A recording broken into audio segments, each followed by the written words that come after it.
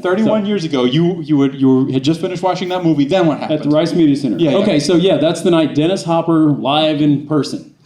So the movie ends, the lights go up, but instead of Dennis, they wheel a monitor out, right in the middle, right? He should be sitting. And then this video starts. It's kind of a cut-up video, very loud. Strange stuff, grating music, industrial, just crazy Reagan bloopers. Oh, thank you. Just, it's so loud. This goes on for about 15 minutes, maybe. That loses about, maybe, let's say 20% of the audience. Bye. And then, but Hopper would come on every now and then, about 10 minutes in, the screen, he's like, boom, there he is. He's looking at the cameras. So he's in a room alone, like somewhere in the building. He's in a closet or something, the light on him and a camera. He's in there alone. And every now and then they cut to him in the middle of this video I suppose he made, editing. It's just this crazy fucking thing. So loud. And he'd come on and he'd be like, hey, shut that door, man. I'm going to be in here alone. He's just... And then they cut back to the video, real loud music. And then he'd come back and he'd be talking about acting. It's like Stanislavski said, you reach into a drawer and you pull out, an emotion like crying. And then he just burst into tears like he pulled out crying. And so obviously Dennis said, he was a very different Dennis that night than the night before. He was off the... Here, let me read something. This is a quote I found. This was Hopper's intake at this moment.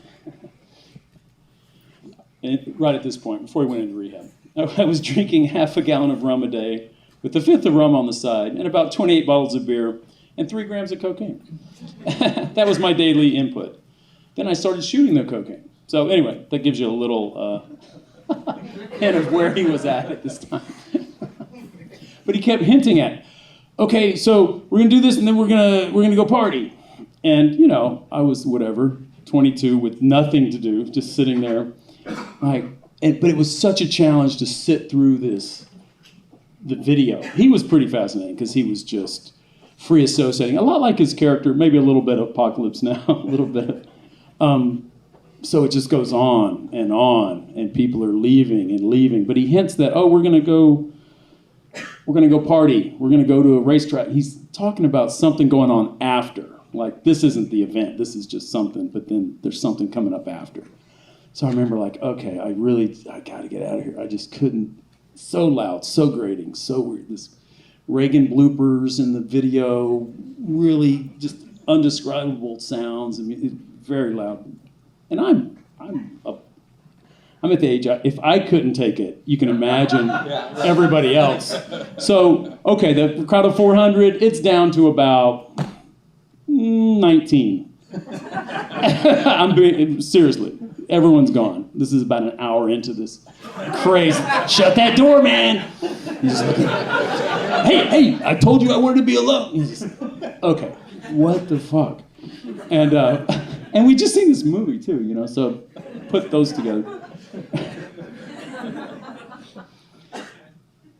Okay, so finally, for the hardcores, and I thought there would be a gift for the hardcores, if you could just stick it out, there was something there. And sure enough, it was over. He says, okay, man, now we're going to go party. We got some buses, and I'm going to go out to that racetrack, do that stunt.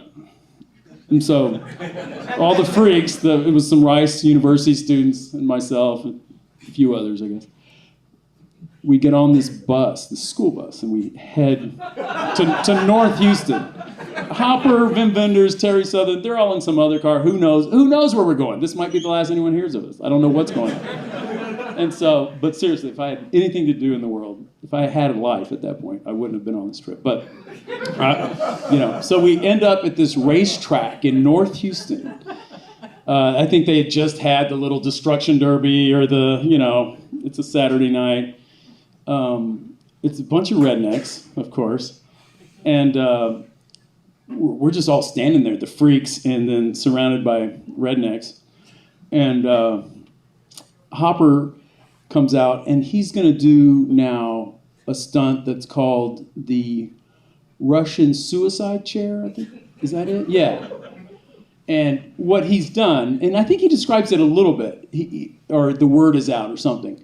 It's a stunt he saw as a kid, and it's fitting for this movie because it's a dynamite stunt. You encircle yourself in dynamite, you light the fuse, and if they all go off, it creates a vacuum. And they apparently used it in it was an old Russian trick when they said they were executing someone or someone was committing suicide, but they really weren't. So the officials could see them just be blown all to hell. Okay, well, they're dead, but they really weren't because there was a vacuum created if all the sticks go off. If they don't, well, you are gone. The vacuum doesn't work, and they'll be picking up pieces of you. Okay, so Hopper goes out in the middle of the track, and there's like a little chair or table, and he's lighting it, and Wim Wenders is there taking pictures, and people are talking. It was like, this is the weirdest fucking thing. And this one old guy, I guess he was a local, he's like, that's that old boy that got shot off that motorcycle in Easy Rider. The guy's at the track. That's that old boy. And I'm like,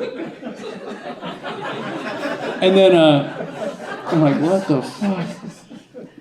And then sure enough, there's this huge explosion. I mean, just pow.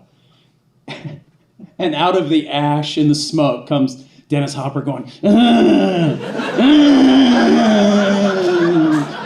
had like survived some test of some kind, it was, and that was the night his friends said they took him off to rehab. That was like, he marks it in his thing. That was the night he got his friends together, and we're going to see him either explode or it was the end of something for Dennis. But that becomes a very significant night in his life. It's written in all his things. He talked about it openly. It's because he cleaned up. He really did. His career, I think something changed that night. 25 years later, 2008, I'm on a beach at the Cannes Film Festival with Jeremy Thomas and Dennis Hopper. And just, there's some big reception, but we've wandered down the beach a little bit. It's kind of dark, but we're talking. And, I tell Hopper I was there that night that he almost killed himself. And he went off the deep end, and it's kind of famous in Hopper lore. And we were talking about that. And I asked him, what's it like to work with Wim Wenders again all these years later? To be working with him. Is it, what's that like? How 25 years, that's a long time. And Hopper says, well, it is a little different because takes a drag on the joint.